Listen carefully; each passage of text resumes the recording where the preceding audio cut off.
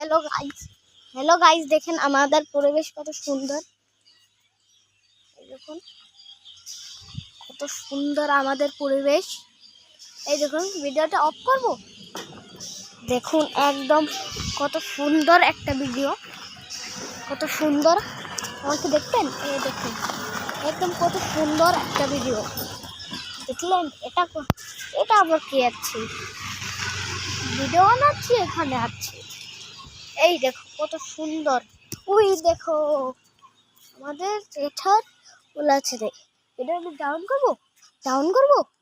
ওই দেখুন ডাউন করেছি। দেখেছেন